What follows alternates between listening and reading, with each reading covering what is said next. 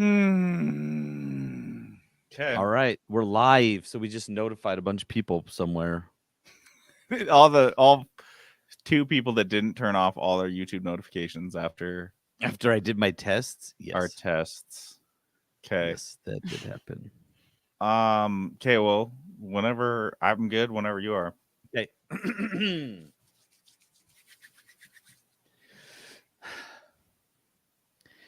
So, JD, what's your latest $1 million idea? Okay, are you ready? Not really. 2 words. Land cruises. Wait, just to clarify, what do you mean by Land Cruises? Like the SUV?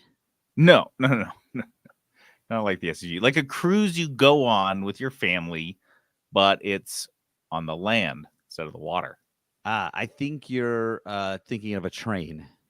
Yeah, I guess it's kind of like a train, except it's not on rails, and it's just this gigantic cruise ship-sized building that roams around the country. So it's not like a train at all. I don't know, JD. I asked for $1 million idea, and this is starting to sound like $1 trillion idea. I know! What? I hate you guys. You've just logged into the 3-Bit Gamer Show. Welcome to the 3-Bit Gamer Show. I'm JD. This is Peterson. And this is Jenna. And we're live. Right now we're live. We haven't done this look at us. before, so we'll see. We'll see how this goes. Yeah, so if I go to YouTube, our YouTube, I guess? Yeah, probably. I don't know how it works. It is. There we are right now. I'm looking at us on the YouTube. How do we look? How do we look? Here, I'll send you a link. Here, I'm watching it live on my own screen. So, oh my god, this is intense. This is a lot. Okay, pressure's on. Okay, yeah. I feel it. What does it feel like to be famous? You know? Yeah, I'm a YouTuber.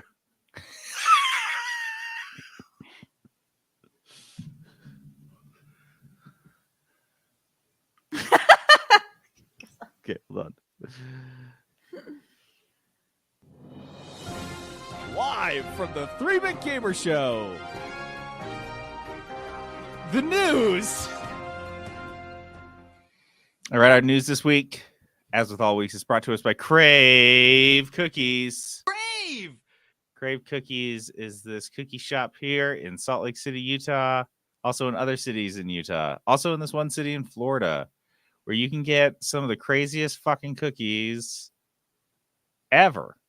Also coming to Arizona soon. So Arizona's next. You bastards already have a White Castle, and now you're getting a Crave Cookies. Everything goes to Arizona. I don't know why, but it all goes there. I know. The whole state is melting. But good hey, for cooking though. You good can save money on ovens. On electricity, because it starts off at a cool 120. So you don't have to start them all. They just put them out in the backseat of their cars. The Crave Cookies are cooked in the back of a truck in a truck bed. This is excellent advertising, by the way. Different business model out there. Thank you. This is why Trent pays us the big bucks. So the sneak peek of the week. Wait, so it's March 17th he's got here. That's 17th to the 23rd. Oh, okay. So here's your sneak peek. Here's the sneak peek. Okay. They've got the Biscudoodle. Always. They've got the s'more coming up. Okay. The Twix, which is a must for me. That's a big seller. The French silk pie. Good one. But guys. Chocolate on chocolate. Fucking guys. You guys. What do you think the Snickety Split is? Ooh, I like that name. What is that? Snickerdoodle and chocolate. I don't know. Snickerdoodle and banana split? No, what is it? Oh, you don't know. I don't know. I don't know. It just says Snickety Split on here. I love just the name. Like with cookies and milk, we're just kind of left to guess at what crazy Willy Wonka-esque cookie nonsense Trent is up to this. So let me make sure I know where we landed. We landed on a banana split with cinnamon and sugar on it. Yeah. So it's like Oh, doesn't he have a no. banana split cookie? Probably. Because bananas and like cinnamon go together like lamb and tuna fish, right? Oh, you like spaghetti and meatball better? This is a better analogy. Yeah, considering we're in America, you know, If like you don't spaghetti like and meatball, you can just get the hell out. I'll come over there give you crew cut. We are now doing Ah! all of Big Daddy, the Big Big Daddy court scene, starting from the beginning. Here we go. Starting from the beginning, go. Okay, let's start. The scene opens. All right. So go to crepecookies.com. For some reason, has no relation to Big Daddy, the movie, starring Adam Sandler. Depending on who you ask, EGS is either worse or better than Steam because they aren't allowing self-publishers to publish porn games. That sounds Monsters. like a news story you would hear. This just in, at the Epic Game Store is either better or worse than Steam. And you're like, Pick your own adventure. you can't depending refute that, I on- guess. Your proclivities. If you like to look at porn like a normal person on pornographic websites, you probably think this is like not a big deal. If you like to play pornographic video games for some reason, it's probably a big deal. You're like, fucking EGS. Those Puritans. They're why can't I get it? This is 2023. What? I'm sorry, I want- thought this is America. First Amendment, much? I want to go on the Steam store right now because I always have just a grand selection of porn games right front and center. I don't know why. This is the grand Oh, filter. you know because why, remember- Peterson? I've never played one. It wants me Uh-huh. to so badly. Robo Life 2 Nova Duty is not going to be on this. How'd they on the spell Epic Games duty? Store. Just normal. But the image, so that one you wouldn't be able to tell, but the image is what gave it away. It was very anime porny. So Didn't we say the other day when we were on this podcast that I say something like EGS has like 10% of the games, 1% of the games? it's Is like, it yeah, that's a very 1%? small percent. Well, how much of the percentage of Steam games do you think are pornographic? Like, honestly. I don't know. Based on Half? what I see, it is 80? a solid 90%. So is this EGS has the same amount of Steam games? They just don't have porn games, so it looks like their library is tiny. Also, on the flip side of that coin, is Steam's library actually just really tiny? They're Like their the real whole- don't yeah. It's just that's- bolstered by how many porn games there are. Yes. Yeah. I am convinced that's the case. So I don't know. EGS isn't going to have porn games though, probably because their main driver is Fortnite, and that's a bunch of 13-year-olds, so they don't want them. They want them to Dude. play Fortnite. They don't want them to get distracted looking through the store, No. checking out the images. That's not of all the making them games. money. No, because you can play the same 99-cent porn game for 6 months. You can get all, but EGS isn't seeing any of that money. Also, kind of interesting under this that they're not allowing any adult only games. So anything above mature is not going to fly on EGS. I wonder what that. Yeah, I don't know. I don't know. how Well, that goes. Leisure Suit Larry picked up a few AOs. So didn't like it? Cyberpunk could be out, right? Cyberpunk's The very Witcher. porny. Yeah, you can pick the size of your wiener. So I don't know. Yeah. But Hey, that was a I- crucial part of your ending, okay? cast your vote. Jenna, Your- it's a your crucial dick part of size every guy's predicts your ending, life. okay? Listen, it actually affects your confidence stat when you play as a plays a male character. That's how you can gauge your confidence. But also, I have 21 endings. It's one of them. it slightly changes every inch changes a ending. I think this is an interesting distinguisher. We're gonna see these distinguishers. It's kind of like with I think of like Netflix and Hulu and HBO just if this is going to sound weird, but just the quality of the closed captioning or even the descriptions of each individual episode really varies streaming service to streaming service. HBO is the highest quality because they have the fewest titles. They have, and they're very curated, right? They're not just, and then Hulu, because of the nature of how many different live shows are streaming there, and I think their resources are stretched thin. It's kind of crappy. Hulu's the worst. Don't get me started. And so I think that's where we're going to start to see these sift out. And I'm glad to see it because we're going to have EGS. We're going to have Steam. I don't know if Microsoft's ever going to come onto the actual store into that like realm, or if they're just going to stay in the Game Pass realm forever. Yeah, I don't know. But yeah, this is EGS putting their foot down. No wieners.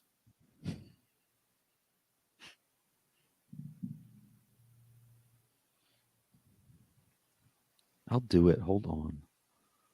I like this. I like the long wait.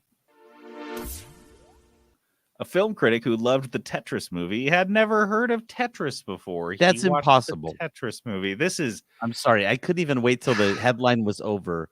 How do you not hear of Tetris? Pete Hammond. Maybe he did Deadline? a lot of drugs. Yeah. That's the only excuse is if this guy spent the entire 80s and 90s just totally blitzed out of his skull on cocaine. And maybe he was already Like- 60 years old at that point. Because how do you not hear of Tetris? And they're like, it's Tetris. Here, let me show you the game. And you're like, oh, that's called Tetris? I played that for like 6 trillion hours while I was on coke. I didn't know that was called. I don't know. Pete Hammond, I guess this is what he says. Full disclosure, sue me, but not only have I never played the iconic 80s video game Tetris, I've never heard of it before encountering this new film Tetris. I realize it probably makes me a bit of an oddity to the gamer generation. Dog, it's not the gamer generation, it's just like the world at large. Humans. That's yeah. Like 7 billion people are looking at you like weird. Are Yeah. you fucking serious? Yeah. Everybody's you- heard of that. You could find like a goat herder in the middle of Mongolia and hold up a cell phone, like an old flip phone with a crappy version of Tetris running on it. They'd be like, yeah, I know what that is. Yeah. Tetris. It's Tetris. But Pete Hammond, I feel like you only get here if you're like deliberately smug.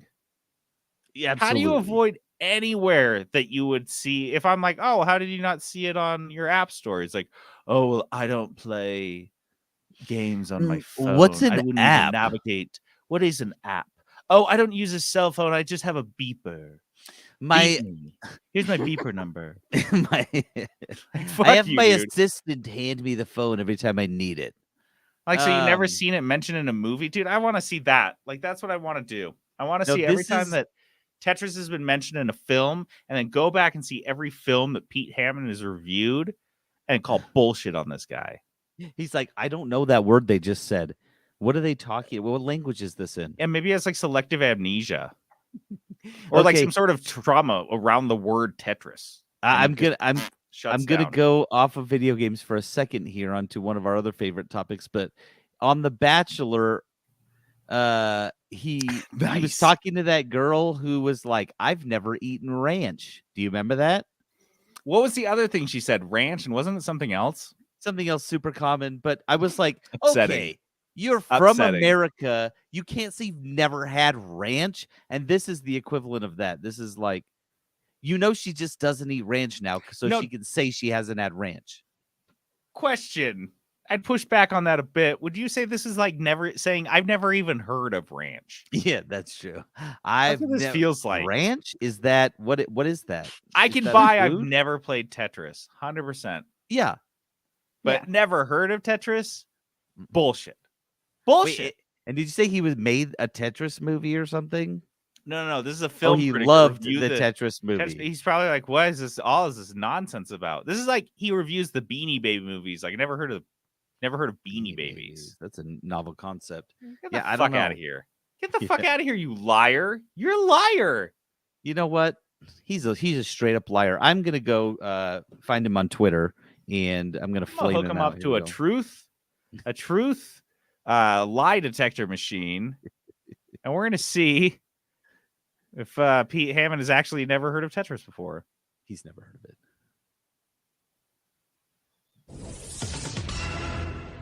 The FTC has finalized their order requiring Fortnite maker Epic Games to pay $245 million for tricking users into making unwanted charges. This is coming from an FTC press release. This is involving, quote, charges that the company used dark patterns to trick players into making unwanted purchases and let children rack up unauthorized charges without any parental involvement. There we go. Dang, $245 million, even for Epic, Dude, is that's not an insignificant fund. $250 million. Yeah, they it's not like they don't have the money, but yeah, this is a big fine for, I mean, look, if you're going to be shady, you got to accept the consequences. And they were very shady. Here are the three things, the three kind of call outs that were listed by the FTC. One was Fortnite's counterintuitive, inconsistent, and confusing button configuration that let players incur unwanted charges based on the press of a single button. I think that's crazy how specific that call out is. I love it because I feel like that is a thing. And they're like, that's deliberate. And you know what? Sometimes it feels deliberate, and it is. There has to be checks every time, and there is now in Fortnite, but this was like Do you remember what they're talking about? But yeah, there Describe has to it. be a check. It was just essentially that you'd go in to look at a skin, Mm-hmm. and it was like hold X to purchase or something like that, or press X to purchase, and you'd press it, and it would purchase it instead of Viewing it. yeah. Well, you're looking at it, so you pulled it up so you could look at it and see it like what it looks like when your guy's dancing with it or whatever.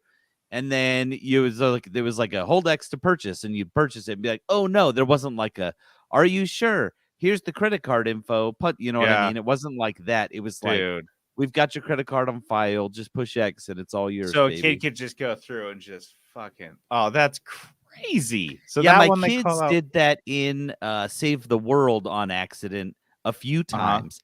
There was things you could buy for V-Bucks in Save the World, which was so pointless. Right. But they did on accident and they couldn't refund it. It was just like immediate, like, oh no, I didn't mean to do that, because it would like open up a loot llama or something like that. And so yeah, it was not great. But that's been a couple years since they were like that. So another one, the other two are the company made it easy for children to make purchases while playing Fortnite without requiring parental consent, which sounds like what you were saying, because they could just keep mashing X to buy a bunch of games. Mash that button, baby. Or a bunch of skins. And then the last one is, and this one's kind of interesting to me, is that Epic also locked the accounts of customers who disputed unauthorized charges with their credit card companies. Now, I thought this was standard. Shady. Well, what do you mean? Standard. If you have, well, so you have, and this is across the board. If you buy something and then you call your credit card company, and you're like, oh, I didn't authorize that or whatever, and they charge it back, they will usually, whatever institution you charged back will ban your card. Unless there's been some. But did you say it blocks their account, like their Fortnite account? Oh, I didn't realize it was locking the account. Yeah, that's what it sounds like. They were locking. It was so even if you bought a bunch of stuff and then I guess so I guess that's the argument though. Like, so I go buy it then $100 worth of shit on my Fortnite account, and then I spend, my kid accidentally racks up $50. I charge that back, and now I technically have $150 worth of stuff on my account, and then they lock it because 50 of it was charged back. They didn't get money for. Yeah. It's kind of gray area, but the FTC was like, nope, can't do that. And now they are barred from doing that. They can't do that anymore. So you charge back on your shit. If you're one of the big guys, this happens. I feel like it's in mobile games. This is still, you could find a mobile game that would be doing this, but they're not making billions and billions of dollars. So yeah, can't do this when you're a big guy. Yeah. So this is they already, if you guys remember, there was a COPA fine that they paid. It was like $200 some odd million earlier last year. So just kind of the big guys moving fast and breaking a lot of things, and now they're paying for it. So That's fun. They've got the money for it. This is apparently going to pay for refunds. So I guess some people will probably get like a couple of V-Bucks back so they can just spend it immediately. It's like getting a voucher in a casino. Yes, there you go. That's exactly what it's like. In Japan, the pre-order of the latest Zelda game, come with a special fork and spoon. I had to put this on here. It's so weird.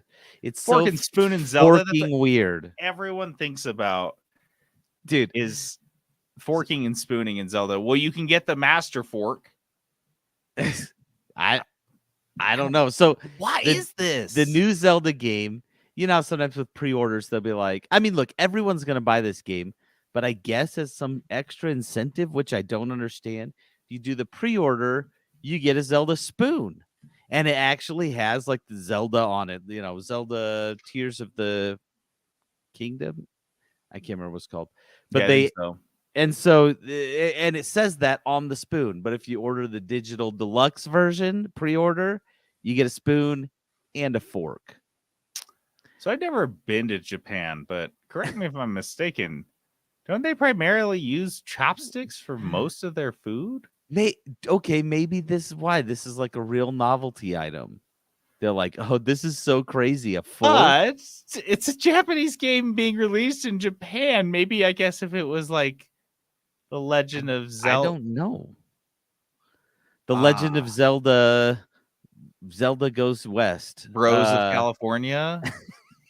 Yeah, I guess all the Western guys, they eat stupid spoons and forks. It's just silverware. Spoon is not. There's nothing normal. There's nothing weird about it though. It's not like a funky spoon. It is a normal silverware. This looks like silverware you would buy at Target. Yes. And it only comes with like the super deluxe version. If you get the regular deluxe version, not the super extra deluxe, all you get is the spoon. You got it. Yeah, you got to go. You got to go big for that Master Fork. Oh my gosh! What is this? What does that say about how we prioritize our silverware? Should I be respecting my silverware a little bit more? Should I be wash it individually? Prizing my forks more over my spoons? That's true. Are forks more valuable than spoons? I would argue they're not. But like, who made this decision? Okay, but for real, a little bit, I want the Zelda fork and spoon. Yeah, because it's so insane that I'm like, talk about it so long. It's so crazy. Like, I want guess a Japanese I want copy of this game for the Switch alongside with my Zelda fork and spoon. I keep going back. This must be like a cultural thing that's like getting lost in translation. There's some sort of what am I missing? There's something that would explain this. Like, wait, somebody. What does Zelda use in the game? Because he cooks, right? He does. He just uses his hands. No, he doesn't even use utensils. But he doesn't use silverware. He's not using basic utensils. No. I think he just slurps it out of the bowl. Well, and yeah, when he's cooking, he just dances and it cooks. I believe he just does. That's what I do. That's how I do. It's not even related to the game because not even in the slightest. It's not like a big wooden spoon or something like that. That would make more sense. Dope. Which would be super cool. Yeah. But you would never use it, dude. You would use a metal Zelda fork. You would. And you'd think like what crazy American thing that they would laugh about in Japan that we would give out with our video games, our early access ones, because we've had some crazy ass things that have come with the the early edition or the special editions that people buy. I don't know. I don't know. Knife and fork. That's just practical. That's basics right there. This is like just standard stuff you have at home. Yeah. This is not now special. I don't need to go to the grocery store because I meant to get a knife and spoon. I think someone accidentally ordered. They were supposed to order like a figurine, and they were like, "Yeah, we'll just do the whatever fork." And they're like, "What is this?" And he's like, "Isn't that what you said?" Some executive at Nintendo hired his shitty son, and this was his big thing. This was his big initiative, was ordering these Dad, spoons. it's gonna be and so funny. Seriously, he's totally covering for him. Dad, it's gonna be funny. There's a spoon, okay, like and a fork. They say Legend of Zelda on them. They're great. We'll sell them everywhere. And his dad's like, oh fuck, I got to cover for this. This idiot kid, forking idiot. Fork.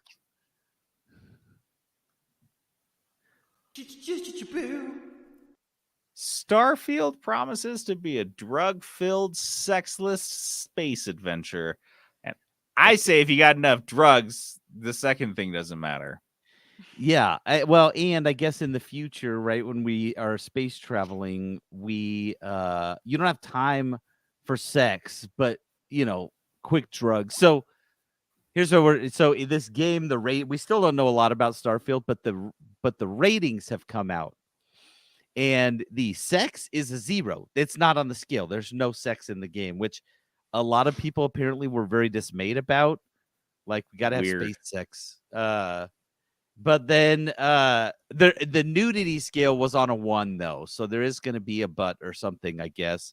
Like it's a Master Chief situation. No, dude, I'm sure it's just an underwear. Yeah, like your character can take off all their clothes and run around in underpants. Maybe the character customization, if you remove all the clothes, they're just in their boxers or something. Yeah, and that's the one.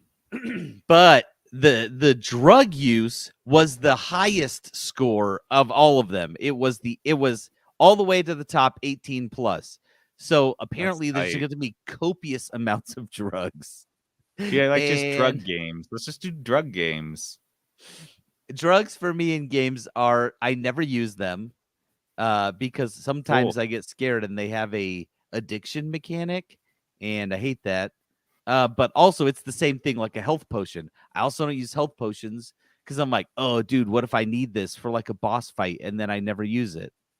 Dude, so when Dare came to your school and like all the kids were like dicking around and like spitting spitballs at each other and they're like jostling, but then there was just like one kid sat square in the middle of the room, just starry-eyed, staring straight at the officer, just like taking it all in, just absorbing the anti-drug message. That was Peterson. He was just enraptured by this. He's like, yeah, you're right. What if I do get addicted? Well, I shouldn't even take him in video games. What would happen? I better just keep him in my pocket. You know what? I'm just going to hold on to these and sell them probably. I know I can make a tidy profit. I'm already kind of a criminal. And Peterson's playing a game. He's like, it's just like the officer said. People are just coming up to me, offering me drugs for free. I just find drugs everywhere, and people just hand them to me like it's crazy. That's what Dare said would happen. It's all coming true. Okay, side note, the only thing I remember about Dare was they came with a case full, it had glass over it, of all the drugs with like the actual drugs in it. And I was like, I just want to see that. I don't know what any of these things look like. And it had like the street names on it and stuff. Most of it just like white powder. That's like most drugs. Yes, it was a lot of white powders. So it wasn't exciting to look at. Meth, this one's coke. This one's crack. But they're all the same thing. It felt like, when like if your buddy, I also same grade, had a guy pull out on a bus some playing cards that had naked ladies on them. Same feeling. It was like, oh, dude, I should not be looking at what is this? Shit. Crank? I shouldn't be looking at Crank. Just like I shouldn't be looking at the naked ladies. Yeah, this is in the early 90s. So Crank or late 80s, maybe. She's got 8 different powders and they're all just different street names for meth. Dude, I felt so hardcore that day. Well, Starfield, I don't know who is complaining about this. Does anyone actually want explicit? No Bethesda games have explicit sex in them. Were they thinking it was like a Mass Effect situation, like you'd be able to sleep with crew members? You can romance people in Skyrim and have kids, but again, I still don't think there's any intercourse. No, I think I don't even think it's implied. You just like lay next to each other, and quite frankly, I thought this was actually about like there's no, A stork comes. Yes, exactly. The stork comes and drops off your little dragonborn baby. Oh, but I didn't ever try the stuff in Skyrim, and I wasn't that interested in it. So I thought this was actually about the relationship stuff. But I'm 0% interested in relationship shit in Starfield. The only games I want to do relationships are like Stardew Valley. Like that's what I'm. When that's every like now and then I feel like it makes sense, and you're like, okay, this is great. But yeah, if I'm out on an adventure, keep it I'm out like, of my RPG. I man. don't have time for this. I am No. flying on a spaceship killing so many people. Relationships are hard. They take work. I'm saving the fucking galaxy right now. I don't have time for us, babe. Insane amounts of murder do not turn me on. I don't want to do it right now. I'm soaked in blood all the time. I went to this planet. Explode on my fucking face yesterday. I killed so many people. I don't want to have kids. I know what this world is like. I don't want to do quests. There's drugs everywhere. I don't want to bring kids here. There's too much drugs. It's just death all around us, babe. So no, I don't want fucking relationships in these types of games. So drugs are fine, though.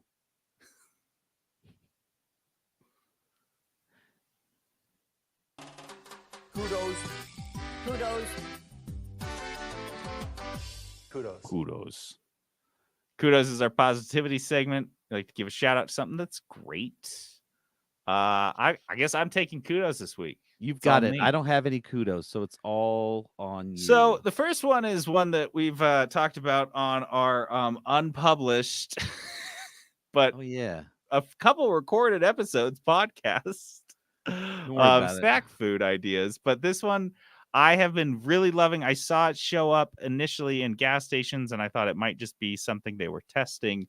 Well, it tested successfully because I saw it in Target. Yes, in big bags. Mexican street corn Cheetos. But you saw it in like big bags? They're like not like big, like medium, but they're bigger bag. than a gas station bag. Got it. Okay. it's Mexican like street corn. It's a bag that if I finished in a sitting, I'd feel bad. Okay, that size up. I know the exact bag you're talking about. I felt this way. So these are it's a elote type of flavor profile. It's funny. I feel like there's umami and there's like elote, and it kind of just like tells you where the flavor, like you know what you're talking about. Yeah, I'm glad we've got more words for these types of kind of complex flavors. It's lime, kind of a little bit of heat, little chili, cheese, little lime, chili, little cotija cheese.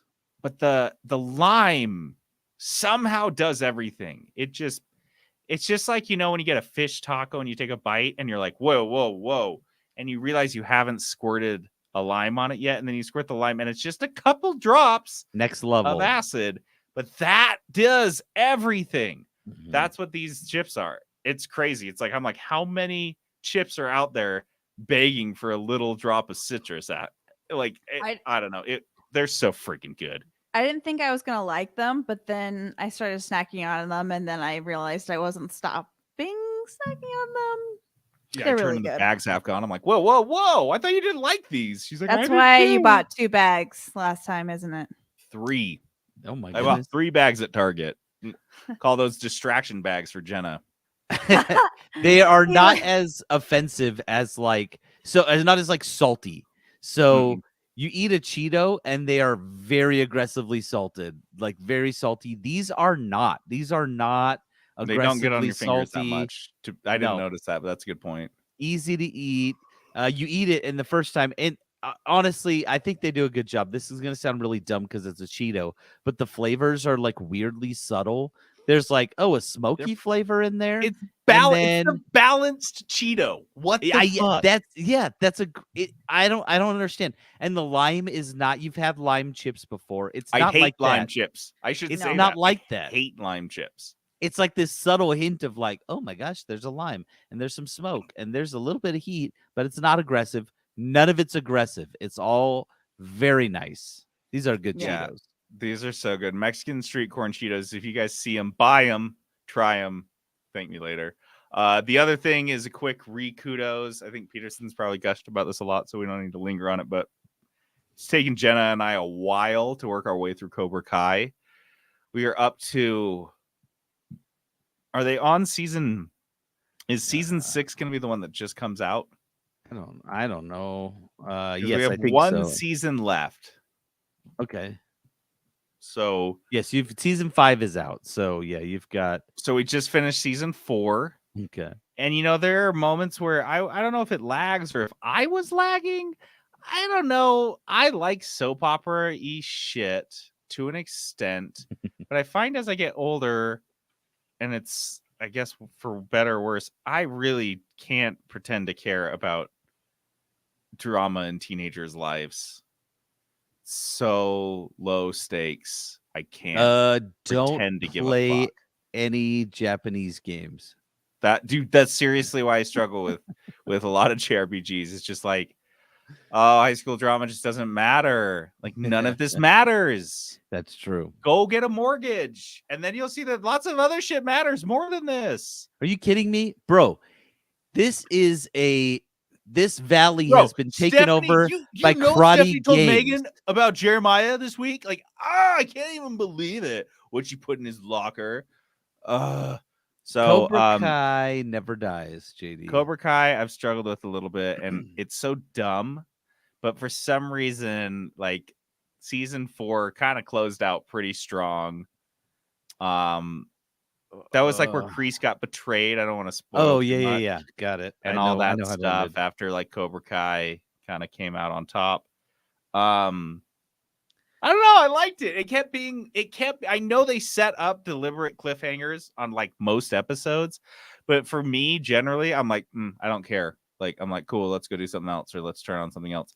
But I was like, kept getting interested. I kept wanting to see what happens next, and it's good.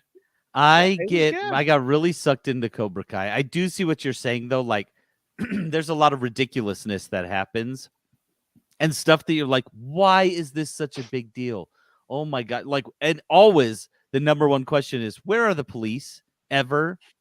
There are full gangs of children like, running around just kicking the shit out of people in public. So bad. They're not doing this in like a field or like in a back dirty lot where no one's watching. Like, they're doing it in a mall. This is not behind the portables. This is in a store in the middle of the day in a mall. And they're using like the store props for weapons.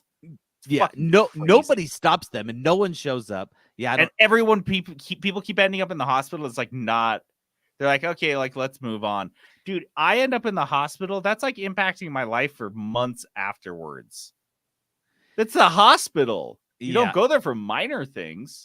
And honestly, all the adults in it are a little bit psycho, and they do escalate. Season 5, JD, is the season of escalation. How?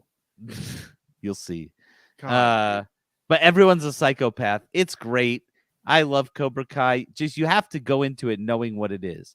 It starts off it starts off really good, I think. Season 1 is very and a lot more serious. Like a lot more serious, but then it just gets completely crazy. So I hope they end it soon, actually, to be honest. I think just wrap it up. Yeah, I think this last one might be the last season, but I think we're going to cancel our Netflix membership. So I think we'll come back in a couple years when we pick up Netflix again. We'll watch season 5 and 6. Do you think, the one question I have is, do you think they will bring in the girl Karate Kid at any point? Hilary Swank. Hilary Swank. She was coached by Miyagi. They said something that she said she was open to it. But I haven't seen the new Karate Kid. Have you? It would be hilarious if Hilary Swank. Have you seen it? I hope they do. A long time ago. Jenna just has a thing for Hilary Swank. That's unrelated to the karate. What? I do? Is she hot? Have you seen Hilary Swank? Yeah. That's all I got. Peterson, do you have any kudos? I've got no kudos this week. I'm all kudosed out. This was a week of just getting by, so no new things for me. Jenna, other than the Cheetos. Okay. Cool. Let's move on. All right, you want me to just go in and play this? Yeah, we got a voicemail. So here we go.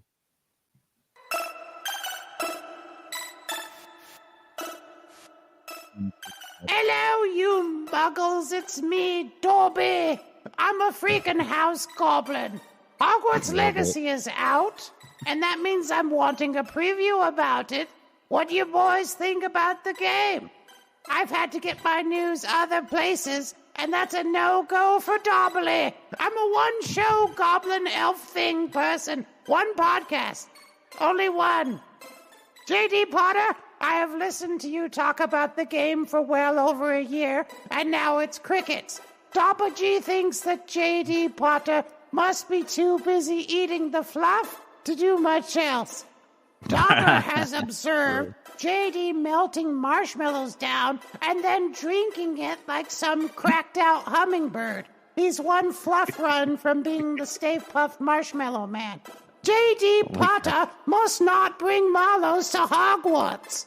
Gobbin knows for a fact that he who shall not be named, Peterson Mort, is playing the game right now. This is some kind of upside-down universe. This is like Peterson talking about Sanderson and then J.D. reading all the novels instead. Bad is good, up is down. What is going on? I know the game doesn't come out everywhere all at once, and that JD probably plans to play on a graphing calculator or something. That's why I've heard little to nothing. It's the only reason. Tell me some news, or Hobby Dobby will steal your left shoe. A vodka lasagna. Goodbye. Bravo. I'm just Yeah. glad he didn't break my arm or drop a cake on anyone. Dude, bravo though. That voicemail was spectacular. Yeah. So- So thanks, Dobby. Dobley. The Dobster. What a good goblin. Okay, so so we have been playing Hogwarts Legacy. And so we are going to talk about it this episode. This episode is going to be all Hogwarts Legacy, but we wanted to kind of make sure we addressed the Hogwarts the hippogriff in the room, right? The elephant in the room. Because we know that there's a tiny bit of controversy around Hogwarts Legacy regarding J.K. Rowling and a lot of the comments she has previously made about the trans community. And that obviously didn't go unnoticed for us, but we knew we would play this game. First off, of course, as Dobby mentioned, we are very excited about this game. Everything we've seen has looked great. Second, this game was made in Salt Lake City, Utah. This is where we are. We know people who know people. Like, this is like a close to us. And the game comes out. It is highly regarded. We're going to play this game, right? But there is kind of lingering in the back of both JD and I's minds that J.K. Rowling has said things, has done things, has supported folks who say and do things that have hurt people in the transgender community. We both have friends. I have coworkers. We've got listeners of the podcast who are part of this community, and that doesn't fall on deaf ears that there is a concern there. And you know, we genuinely care about people in the trans community, and so this was a kind of a weird one for us. So JD and I talked about it a couple times, and why we haven't talked about the game on the show yet is because we wanted to make sure we wanted to play a bunch of the game because we were still unlocking stuff. So long. But also we wanted to make sure we were ready, because what we decided is the right thing to do, because we both purchased the game and are playing the game. What we think the right thing to do for us is we found an organization here in Utah that supports transgender youth. And so we have taken some of our own money and donated it towards that. And I'll let JD talk about that a little bit. Yeah, so the organization is called Encircle with an E. It's based here in Salt Lake. They have centers, like support centers for trans youth. There's places where they can go and be safe, or people they can talk to. There are places where they provide resources for them. But just in general, it's a safe place for a marginalized members of a marginalized community. If you guys, and so we put together, basically we're running a fundraiser. I actually think that, I don't know, I think we can make it last as long as we want, but we're going to probably do it for a couple of weeks. We've kicked in some cash. We will share the link to the fundraiser in our Discord and all across our social channels, and we'll mention it here for a couple of weeks, just if you guys want to donate. But yeah, that's what we wanted to do. So we've got that all set up. We're ready to go, which means we're ready to talk about Hogwarts Legacy. And guys, oh my God, we're going to talk about Hogwarts Legacy. We got some thoughts and we got some things to say. And Dobby, I've been playing it. Some shit for you, for your JD's been big playing ears. it. Jenna's been playing it. And so, yeah, we're going to talk about the game. So are we ready to talk about it now? Oh my gosh, yeah. So the basics. One of the things that did delay me on this was a bit because I wanted a hard copy, insisted on having a hard copy because there's some people I know that haven't bought it yet that I'm going to loan it to, which I think is another thing I'm doing. So we can so we don't have to completely. So we're not lining JK's pockets too hard, right? Yes, exactly. So I'm doing the loaning thing, and so I got a hard copy, but finding a hard copy took for fucking ever. Yeah, they were pretty sold out. This game was huge. Like I haven't seen a video game in a long time. Mm-hmm. It was just crazy. So yeah, I have it on the PS5 because I didn't want to melt my GPU like Peterson is doing currently. Woo-wee. I don't have to run the cubes. Ice cubes on it just to play the game. Peterson's kids come down and put their warm water, their hot water bottles next to his computer and take them up to their bedrooms because he doesn't have the heat on anywhere else in the house. That's how I heat the house now. You guys are cold? Hold on, let me boot up Hogwarts Legacy. He's like Scrooge. It's a very Dickensian outlook for his whole house. It all just revolves around the coal he puts into his computer. Yes. Where do you want to start with Hogwarts Legacy? Where do you start with a game this good? Well, let's start at the beginning. So first off, this game throws you into Hogwarts, right? And kind of the first thing that strikes you is this is awesome. So once you finally get into Hogwarts and you're running around Hogwarts, you're like, this is what I wanted. You're in Hogwarts. I've always wanted to go to Hogwarts. It's not a real place. I understand that. Okay, JD? I understand it's not real. I need you to tell me it's not real, that you know it's not real.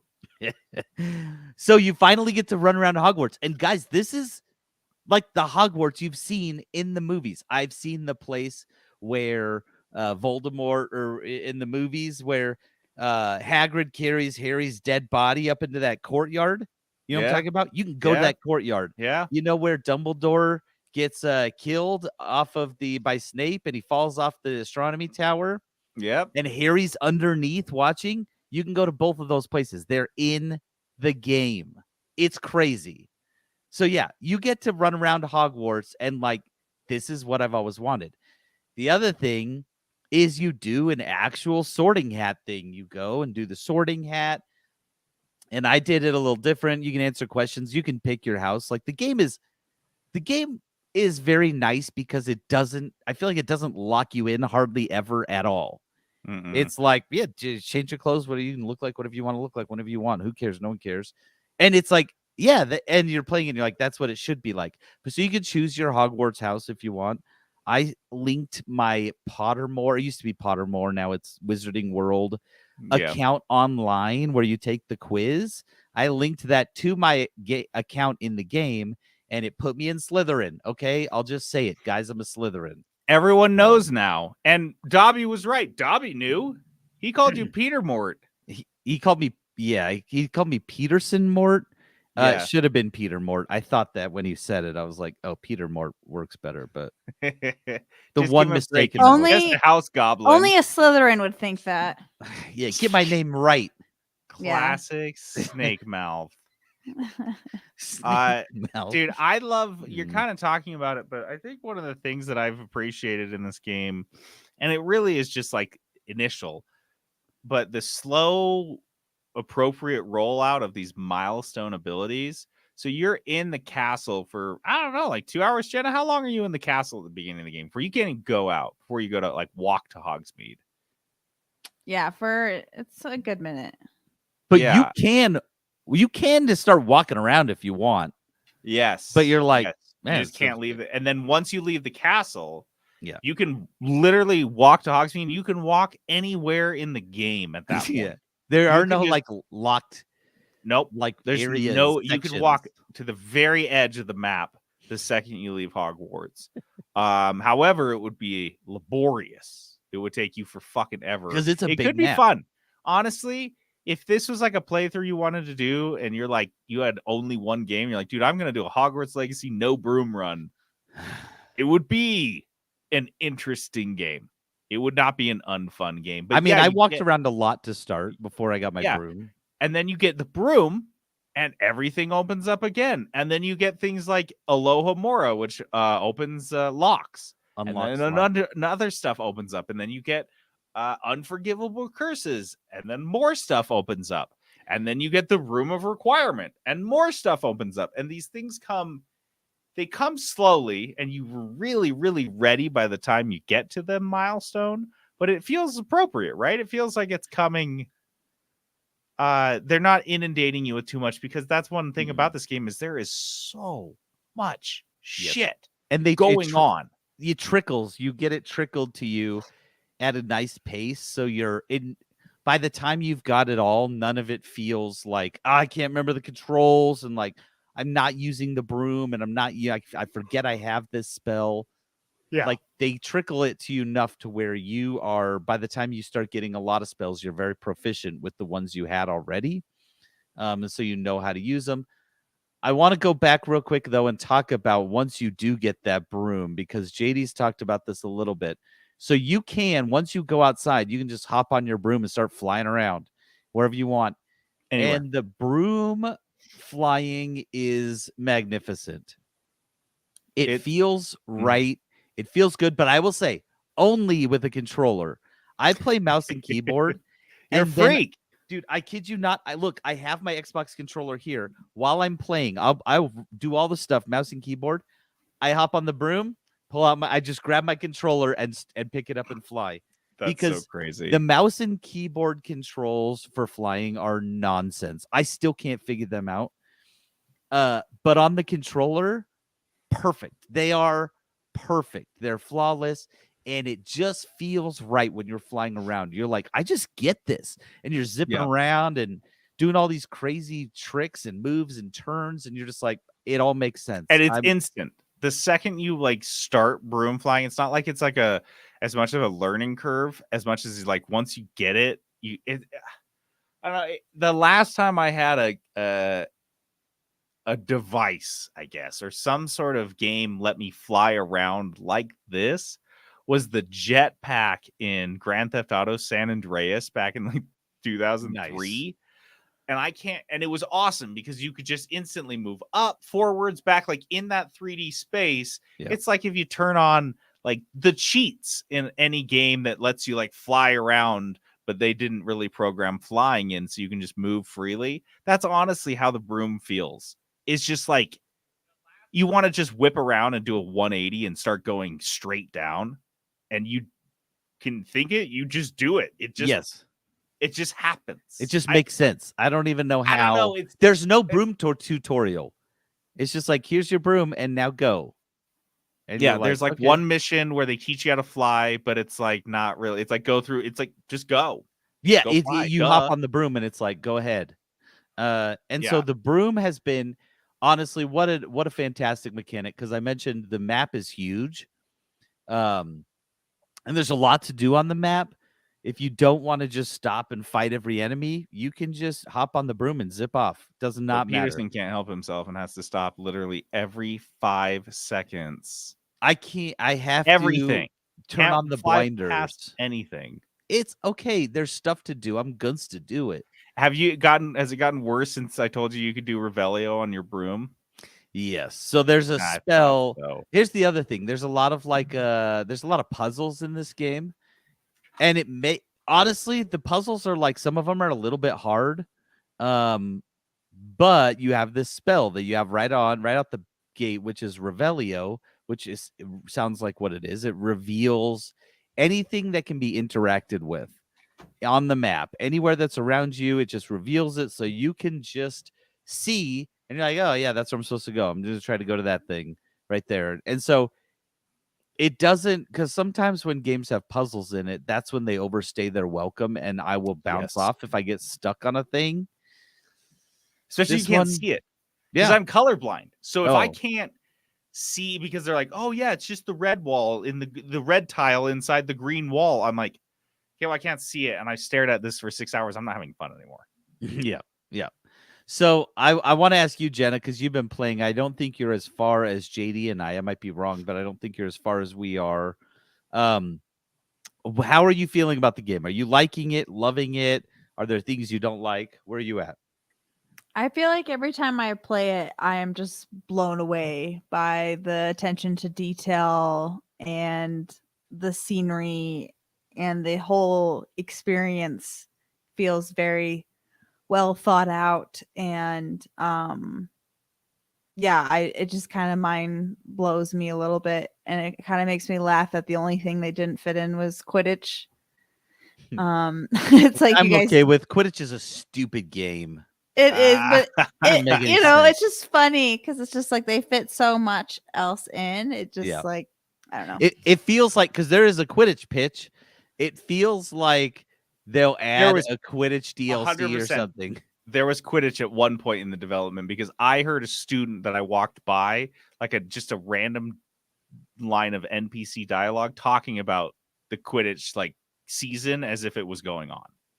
Mhm. So That's the other thing that kind of reminds me. This world feels very alive. so alive. While there are people walking around, there are students out and about, and they're having conversations. You can just stop and listen to a long conversation. And you know what's funny? It doesn't feel as like as they're trying as hard as it did feel like with Red Dead Redemption 2. It felt like Red Dead Redemption 2 was like they couldn't just have ambient things going on. They wanted you to see it. They're like, come look. Like, so Yeah, that's true. it starts feeling less ambient because you're drawing so much attention to it. It feels like, oh, well, you want me to look at it instead of me randomly walking over there to see what those two people are doing. And I find them having a very quiet conversation Yeah. that I would have missed out on but nothing really drew me to them, but my own curiosity. Just walking by and hearing it as Yes. you walked by. And there's And that's- students doing spells in the hallways, and there's Goofing just around. people out and about.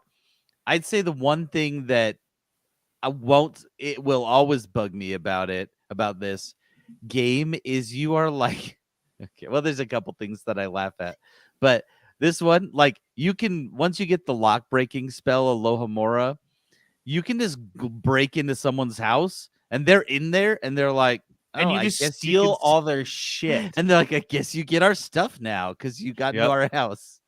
That's the rules in The- Wizardland. There is no response. You will go in because, like, often in games they'll be like, "Hey, what are you doing?" You know what I mean? Yeah, like Nope. Skyrim for sure. Zero response.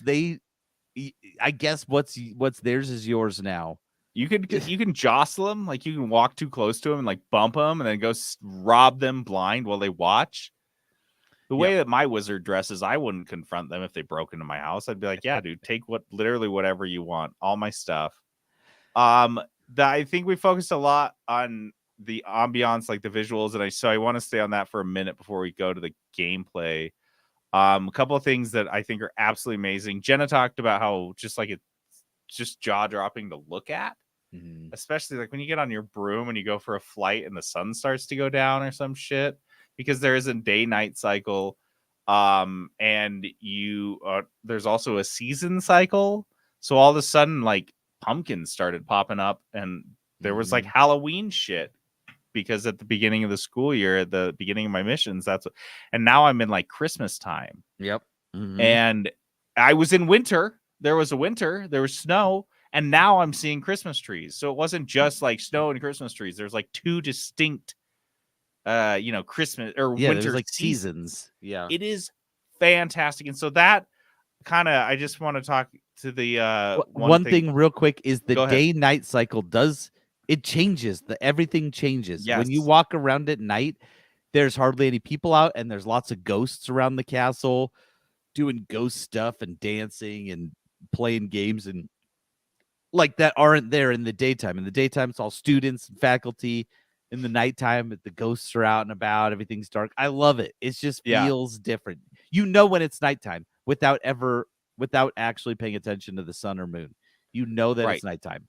And that's kind of like one of the things that I would say my number one thing about this game overall is it keeps blowing me away.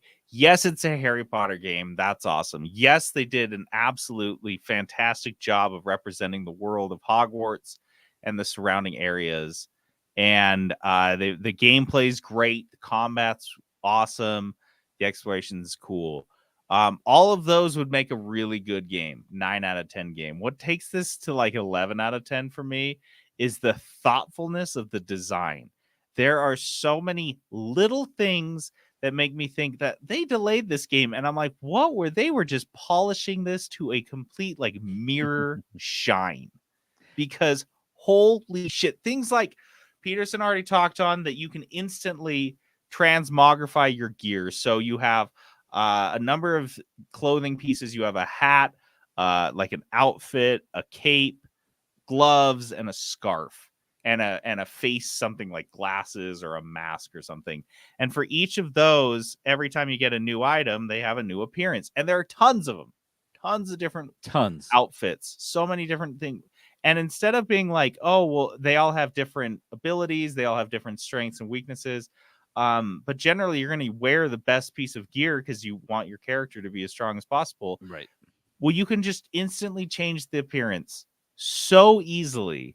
This it's game easier has- to change the appearance than it is to change the piece of gear Yeah, itself. the game has transmog for all pieces of For gear. free. You don't have to Instantly. do anything to get it. Don't If have to you- go to a vendor. If you You get don't a have new to go piece to a of special gear, guy. that look. So if you get a new cloak that like, oh, that looks cool, but the stats suck. You Unlocked. automatically have that look unlocked. Does not Forever. matter. That's Throw why I say- that cloak away instantly because you have the look. Yeah, now sell forever. it. It doesn't matter. Yeah, you have it now. I So love that type of that. thing is like in Diablo, for example. Now I know that's like there's aspects of that make it, but you have to go to a guy and spend a certain currency to have a specific gear piece look a different way. And I know that's not a single player game, but this is. But that level, they could have easily done that. They could have had a transmog guy you had to go to do You your go to gear. a person and go to a thing in the room of requirement and do that. Like, Sure. nope. And no one would have bitched. No one would have said a fucking thing ever. No one would have said, oh, it would be really great if I could do this from the menu. No one would have ever asked for that. But the fact that they did it is so amazing. And it means that they sat around while they were playtesting it. And they're like, guys, let's just have it from right now. Because what Peterson and I both have ended up doing, and I think Jenna's been doing it a lot, is we just change our gear all the fucking time. We always have a different look for whatever we're doing. Sometimes, look, okay, so I change my gear pretty religiously based on what I'm doing. If I'm just going out and I'm pissed at wizards, there's poachers, and they get the brunt of my wrath because they same. just go around and kill Crucio, animals and every stuff. time. Yeah, dude. Use They're the Imperio to make only them kill people each other. I Crucio. Yep. So yeah, this I change my if I'm going out to fight some of those guys, I have this like dark superhero look that I wear. Yeah. The black cape, black Right. outfit, black hat that hangs Batman low with the style. mouse. Yeah. Yeah. And then if I'm out just like exploring, I got like an Indiana Jones type of look I do. But I can't wear those I can't be running around Hogwarts as a student looking like that. And as a Slytherin, come on, everyone will know I'm the bad guy. So I wear nice Slytherin robes with some school colors. Keeps it really fresh. Keeps his Sometimes evil down. if I need to be fancy for something, there's a couple times where I'm like, oh, I should be dressing up for this. I've got some robes that I look real nice in. Guys, all of this takes me seconds. It's so easy to change your look. because they've made it easy. So They thought about that's amazing. There's merchants everywhere, and all the items which you sell a lot of your gear because you're constantly getting rid of gear, and because of the transmog, you don't need to hang on to anything. Mm-hmm. But instead of just making like one or two merchants in the game, they're everywhere. You like if you're flying around and you're like, oh shoot, I have a ton of my inventory's full, you are almost certainly within like 2 seconds of a merchant. Yeah, and you they're can just just right there. drop down. And guess what? If you talk to that merchant, you might have a side mission from them. Yeah. And so it all just kind of blends together in this like really thoughtful package.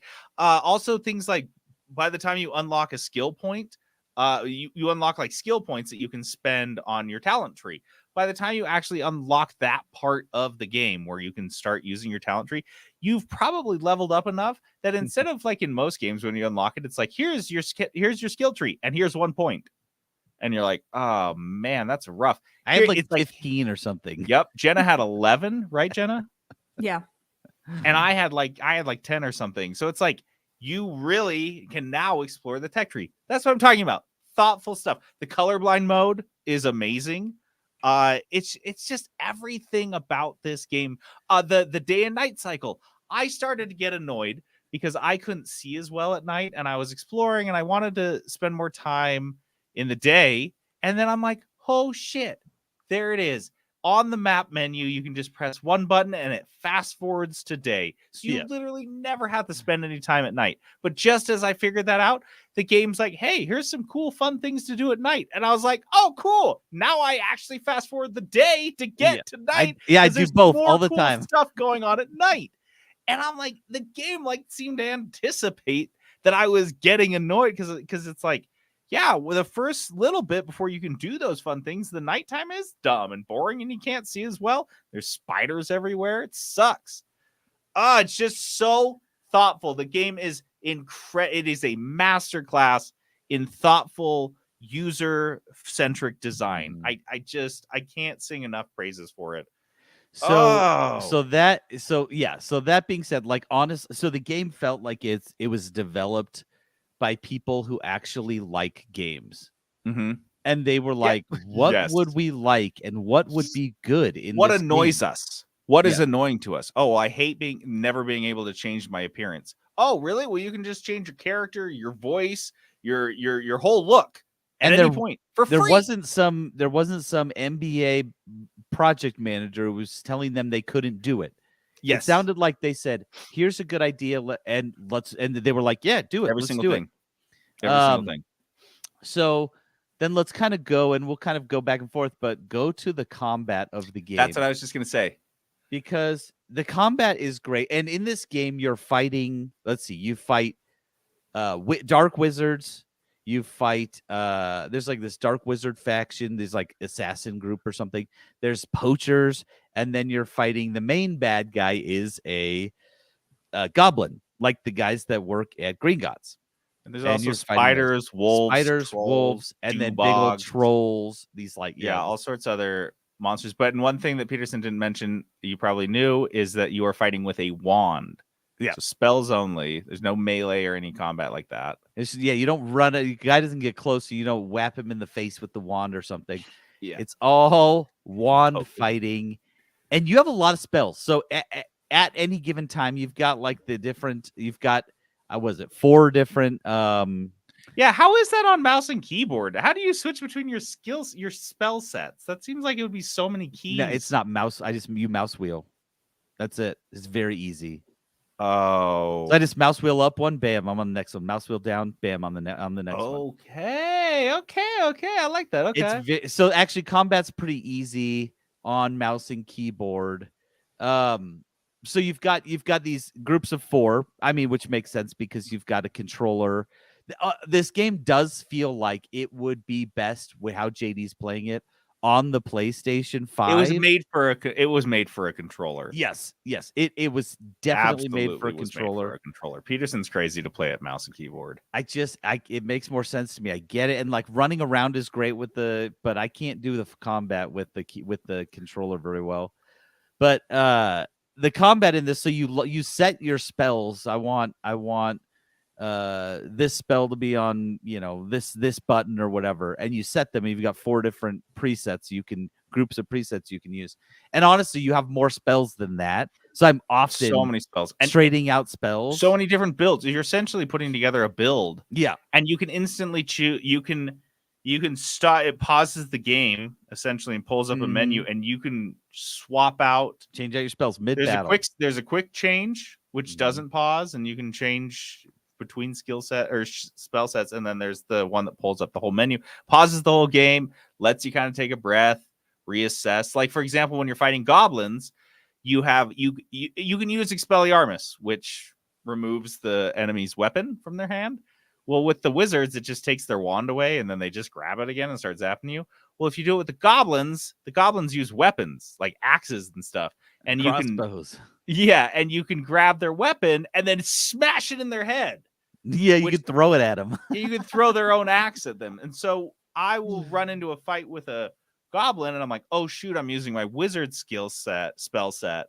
I want to throw Expelliarmus on here. I want to throw Imperio on here because they do, more damage to each other than the wizards do, stuff like that. And you can just do it so quick. It's so quick. It's so easy.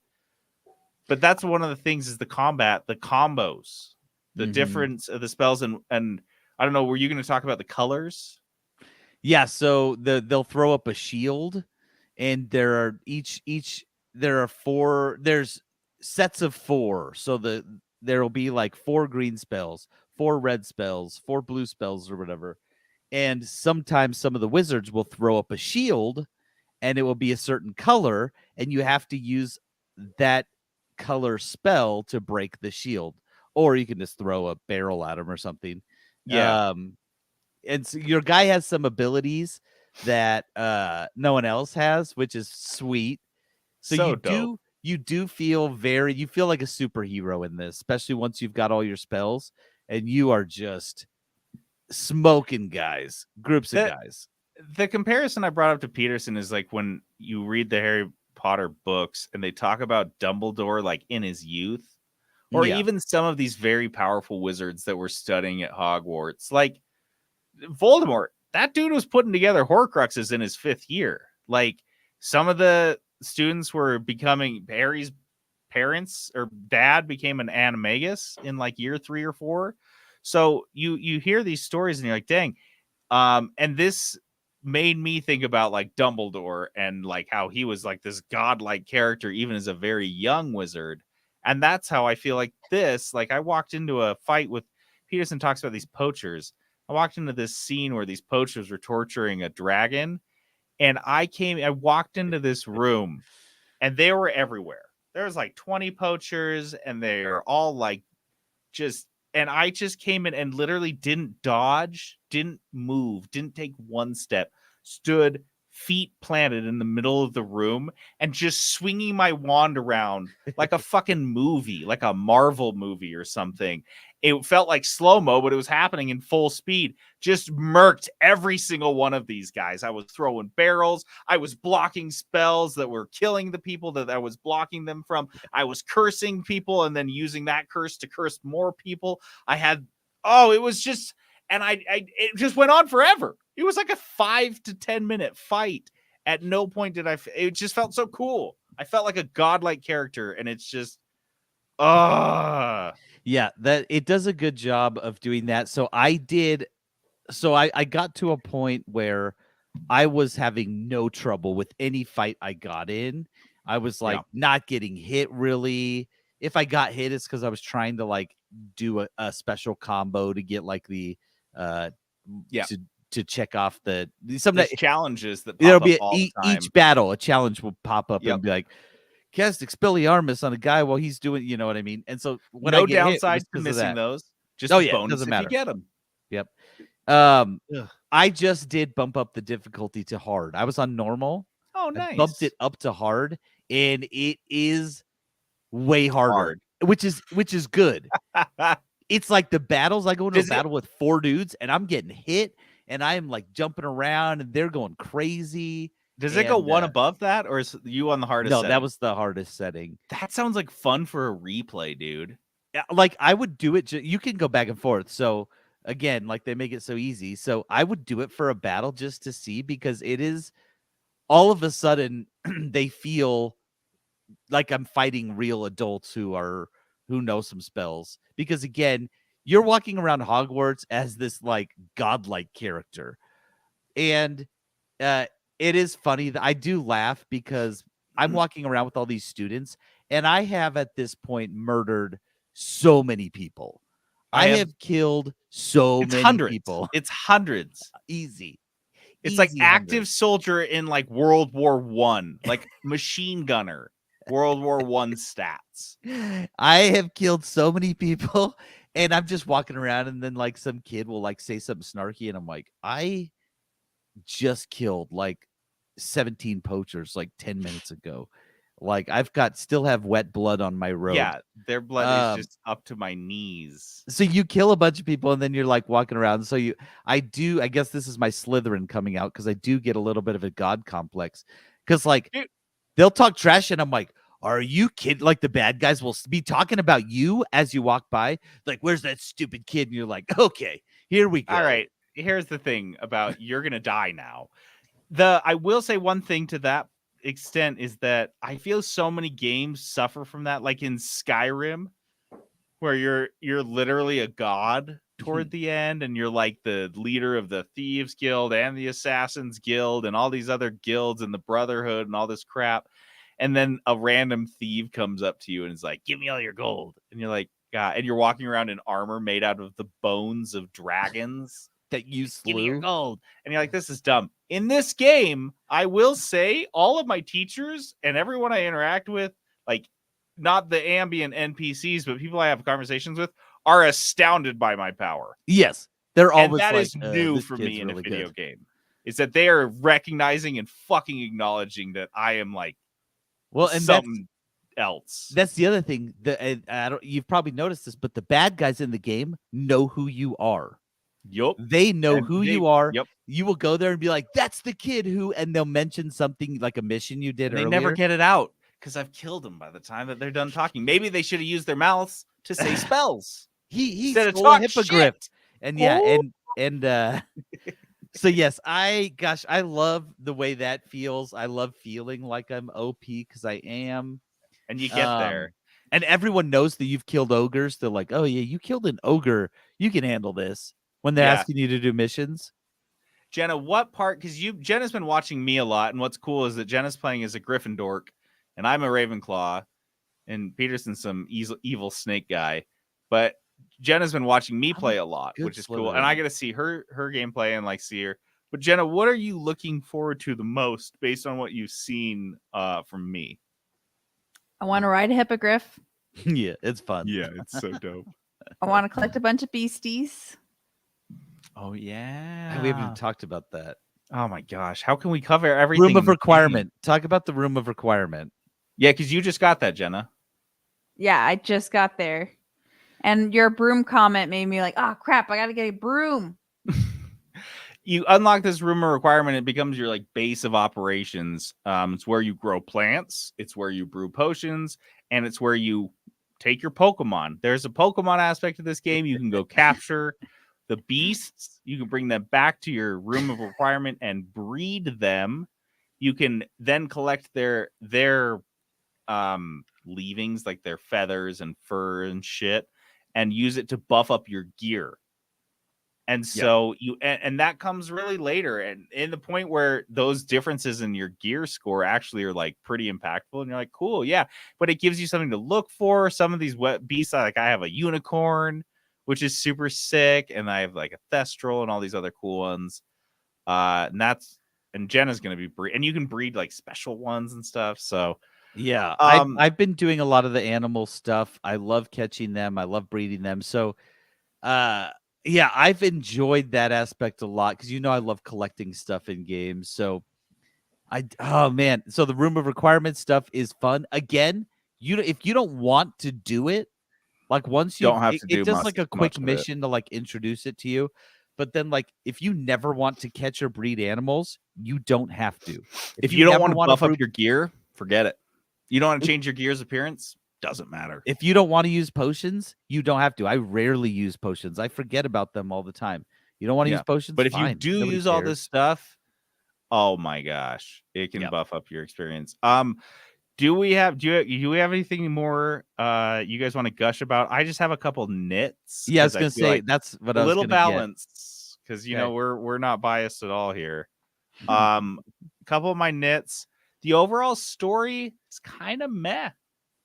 Yeah, the honestly, story's not that engaging, I would say. no, I think I was telling Jenna this, Peterson. I don't know what you think about this. The only time I really feel engaged and invested is in the poacher stuff, which is kind of a side story.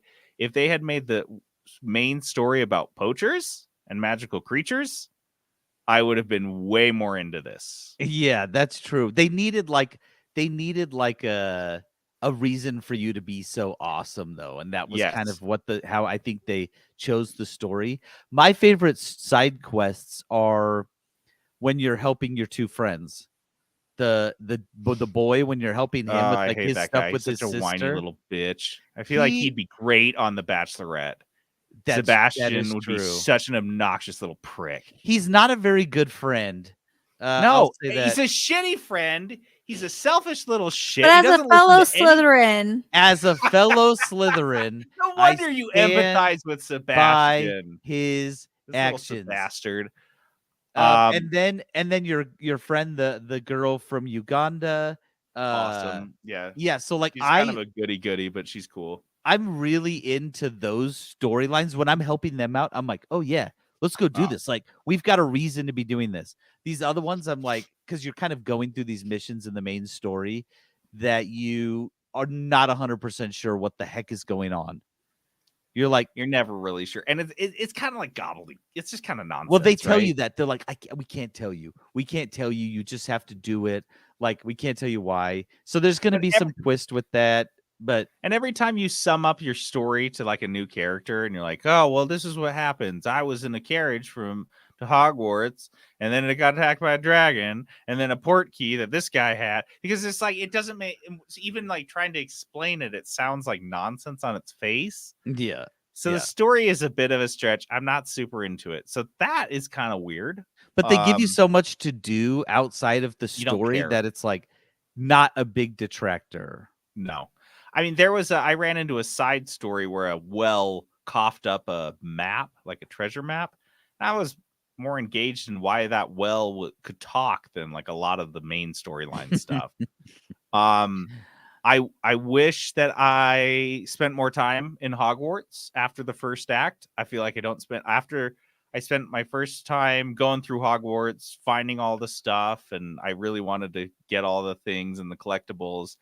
But now that doesn't seem like the missions really encourage me to explore Hogwarts, and I don't spend time. I'm out there in the world, which is 5,000 times bigger than Hogwarts. But I don't know. I just kind of like the castle, and I feel like I don't spend any time in it anymore. After the first 10 hours. I'm done with Hogwarts because I ran around it for so long trying to find all the unlockable crap there. Well, that's what I'm saying. I wish the game. Like, I don't want to go to unlockable Hogwarts crap, anymore. Beyond the unlockable crap, like I wish the game had taken me through those cool things. Send you in to the world. Hogwarts more. Yeah, go ahead.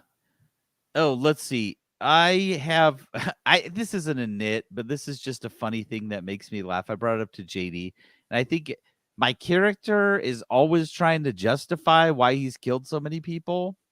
He will literally say things like, "You brought this upon yourself," or "He was too far gone anyway," or "This is on you, Ranrock," after I've killed like so many people. It's because you're a Slytherin. I do not say that fucked up shit as a Ravenclaw. I do not say that stuff. Does not take responsibility for the amount of people he's murdered. He blames it on the victims exclusively. And I'm like, all right, dude, chill. He'll like, Yeah, dude. he says it all the It's like a serial time. killer telling his victim, like, you made me do this. Yes, dude, that's what it feels yeah. like. It's because Quit I'm making me Slytherin, do I guess. this. You brought Can't this believe on you made me yourself murder you. as I crucio you.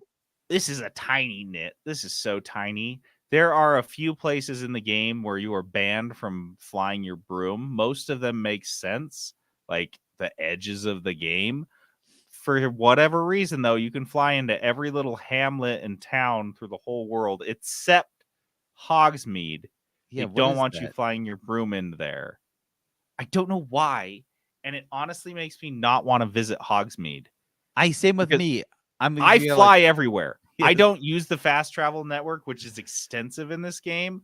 I will get on my broom and literally fly for 5 full minutes, point A to point B, rather than fast travel, because that's how enjoyable the flying and the map and the world is. However, if it's like, hey, I want to go to Hogsmeade, I just fast travel there now. And it bums me out. But I wish I could broom fly in and come and just land where I need to go, but the whole thing has a big no broom dome over it, and that bums me out. There's also no real moral compass in the game. Peterson mentioned like your character justifies these things. You do kill an ungodly amount of people. Like you were part of Genghis Khan's Mongol horde. That's how many bodies you leave in your wake, and yet there's no good or evil. The one closest thing I think I've seen so far is you can opt out of choosing to learn the unforgivable curses. You can just say, I don't want to learn them, and then you don't use them. It doesn't do anything, though. It has no outcome. If It has you no use impact them, on the there's outcome no of the game. negative. No one's like, dude, you've been casting unforgivable it- curses. You can't do that. Yeah, not even a small thing. There's not even like a small thing. And that would for me give it replayability, is to go through, playing as a Gryffindor and not using the unforgivable curses. But other than that, like, yeah, you could your dialogue options don't matter. You can be a dick to someone or you can be nice to them. Outcome's always going to be the same. Other than there's a few things where you can demand people after you do side quests give you extra money. But again, they just give you the money and then They're there's like, no oh impact. man, and They're like, that's oh, it. you're a jerk, but there's no moral. What is that called? It's like the Paragon thing or whatever. Yeah. There's no karma. That's what it is. There's no karma meter essentially in the game, which I think maybe it's not. It feels like there kind of should be, just based on Yeah, like it's like the dark what's side and happening the in the good side game. of magic. You should, every time you use an unforgivable curse, it should darken your soul a little bit. But this one, like, you will ice 10 human beings and just go whistling along your way. Just eat some wizard candy and have a good giggle. I don't know. So that's it. You're always That's the all good I've guy, no got. matter what. A couple nits, but overall, this game is honestly the most thoughtful video game I have played in. I can't remember the last time I just. This is gonna sound weird, but Grand Theft Auto San Andreas was the last time I felt like they thought of everything. Everything I could want is in this game. So They covered all my desires. There's been games that I've loved, especially at first, and a lot of them I don't end up finishing. Like, I mean, there's tons of them, right? Yeah. But for some reason, I think Jenna kind of alluded to this. Every time I log in and play, I'm delighted about something. I'm happy about something. Yeah. I'm having a good time. I'm 40. I just hit over 40 hours of. I'm not going by what it shows me on Steam. I'm going by my save files. Yeah. And so I just hit over 40 hours, and actually I think I'm like 48, closer to 50. But I'm not bouncing off at all. I'm super enjoying the game.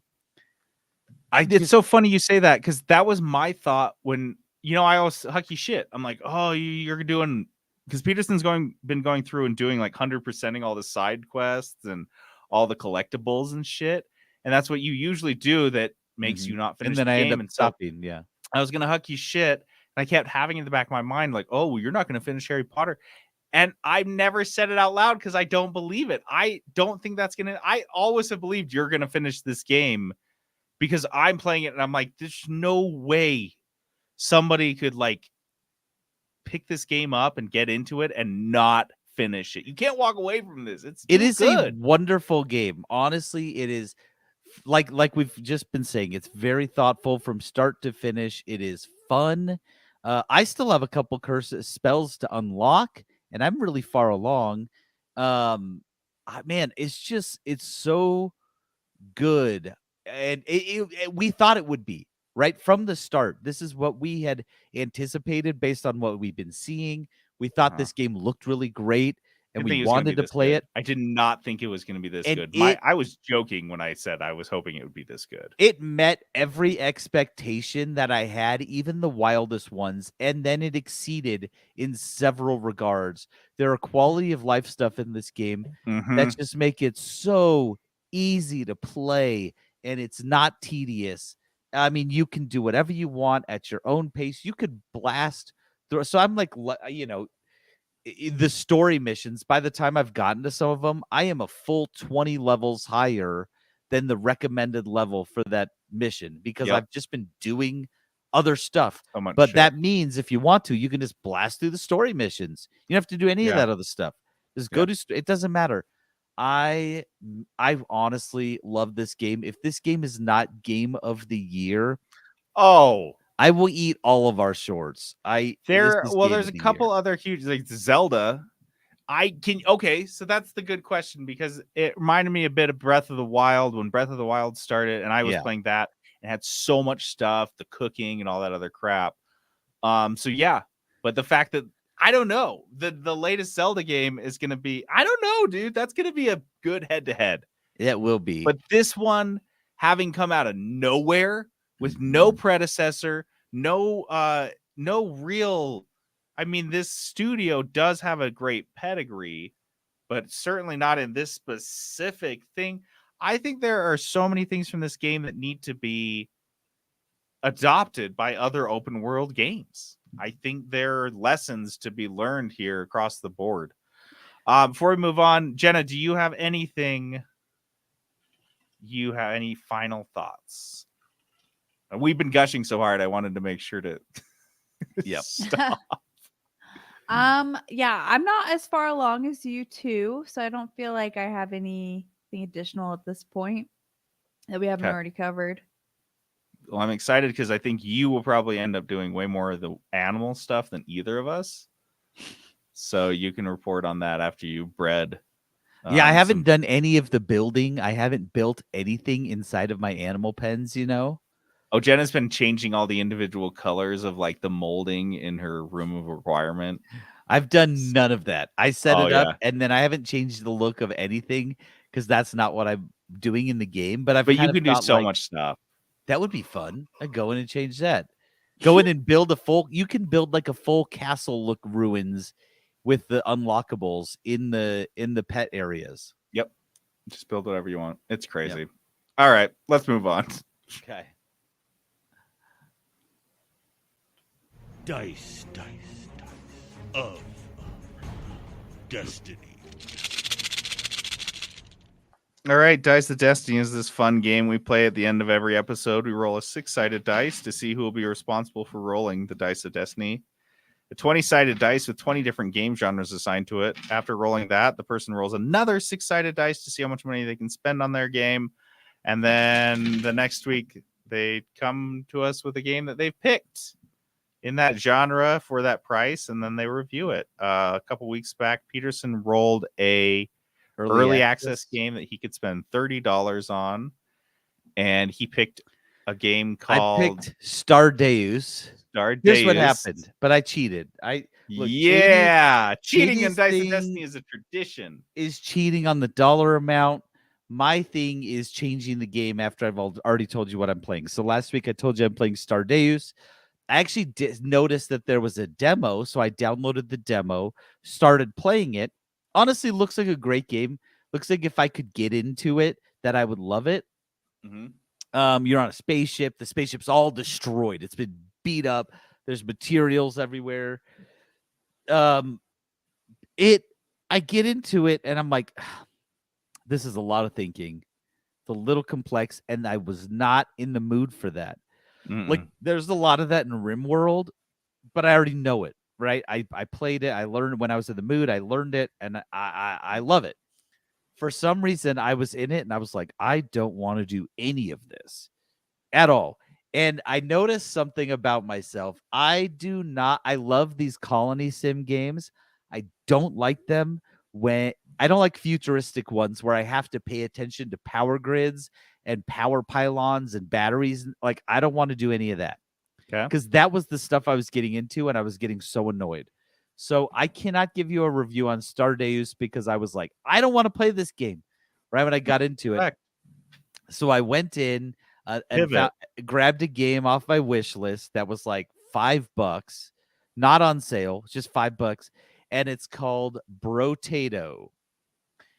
And Yes, I downloaded I like it already. It took like 5 seconds to download and started playing it. Brotato is let's see, what's it classified as? But it's like a bullet hell It's a Vampire Survivor. It's like. Vampire Survivors like. It came out after Vampire Survivor. It's still in early access.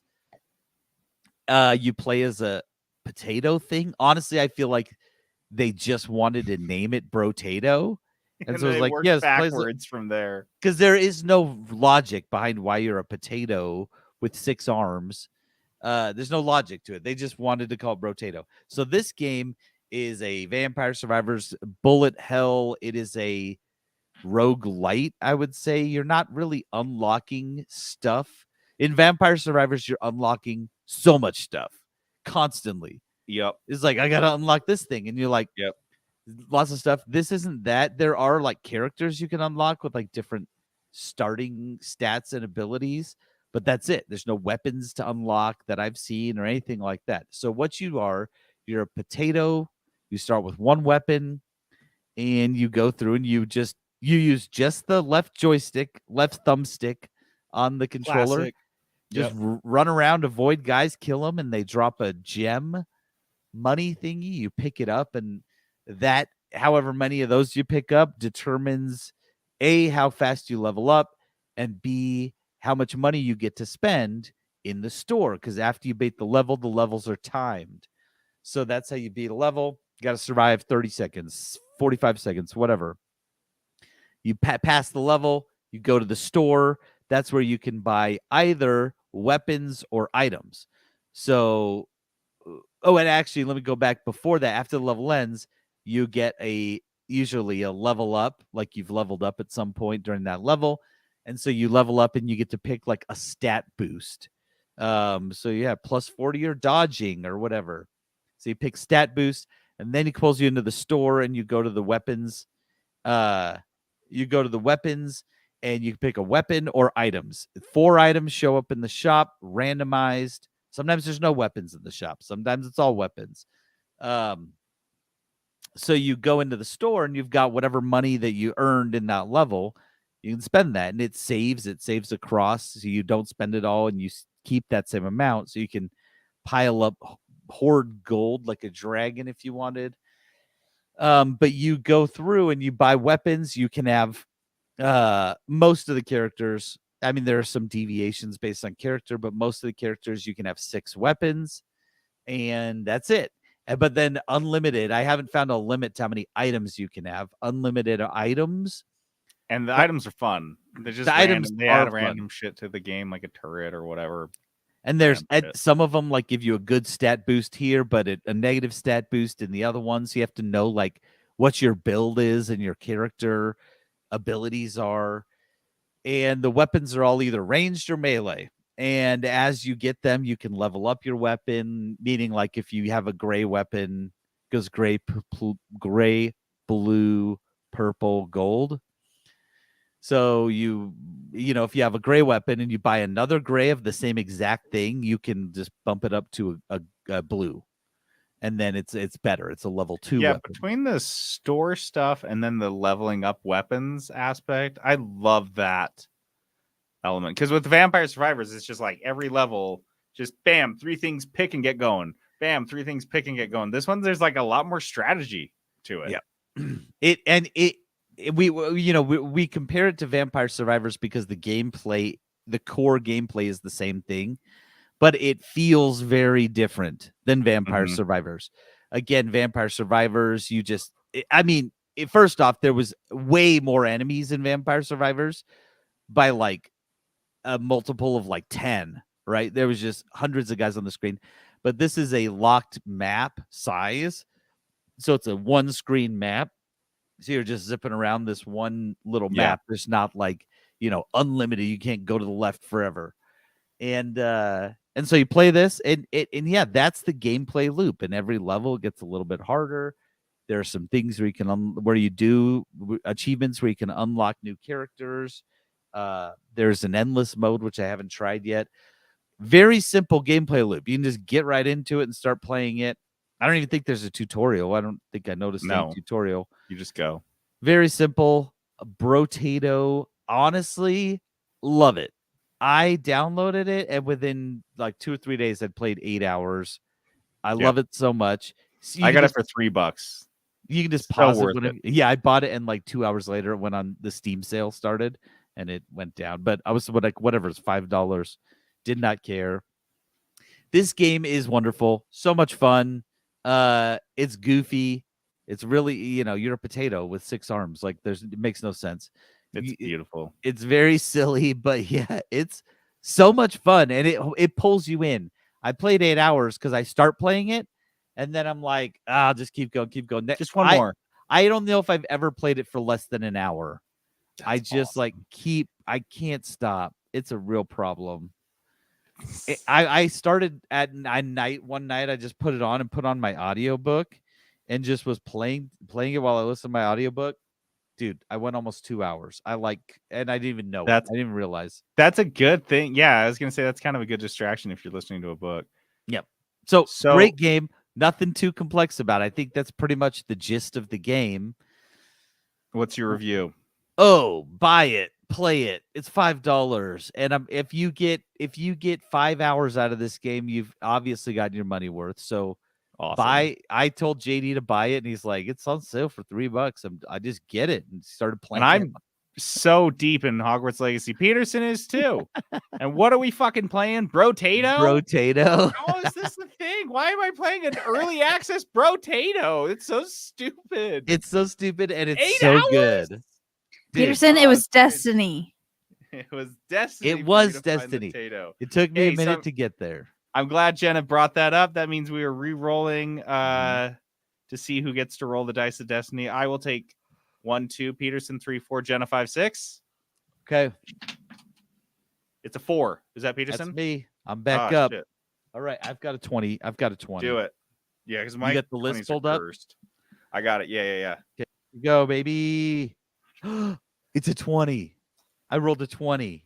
How the shit? You said Well, your that- dice is cursed. This dice is That dice is the second. beautiful. I hate that. Okay, well that means you get to do a backlog game or literally any game you choose. I'm gonna go backlog or wish list for sure. Actually, Backlog, wish list, whatever you want. yep. No, I've got some. I've got some. There is no destiny here. As Jenna pointed out, you got your destiny chose for you, and now you get to choose your own destiny. I downloaded a couple games on Xbox Game Pass that I've been wanting to play that I have not. Oh, so I yeah. might just go there. Maybe like Atomic Heart. Maybe that's what I would play. 'Cause it's on Game Pass. Hi-Fi Rush, which Mm. was well reviewed. It just popped out. I downloaded that and played it. Yeah, there's a bunch that. Okay, perfect. This is great. Great. This is a good roll. You bastard. Okay. All right. Well, that does it, guys. Thanks so much for sticking with us on this long. I hope you liked Hogwarts Legacy or wanted to hear about it because it all just got stuffed into this episode. Mm-hmm. Yeah, and make sure to keep your eyes out if you want to donate to our little fundraiser. It'll be on our social media channels and our Discord. Okay, that's it. We did it. We did the whole episode. We did you it. guys listened to it all, and now you're at the end, listening to the outro music. Guys, play us out. We've got the boss music from Mickey Mania for Sega Genesis. We're gonna be doing a lot of old songs because I went through my old Sega Genesis library and all the games I used to play, and a lot of these songs slap. So we're gonna listen to these. All right, I'm JD logging off. This is Peterson going AFK. This is Jenna. Stay magical out there.